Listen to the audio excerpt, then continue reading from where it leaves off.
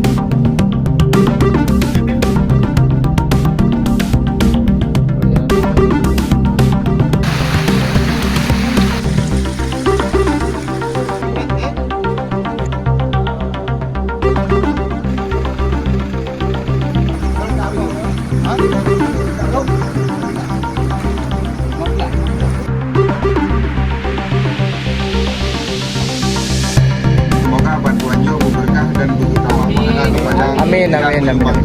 Terima kasih.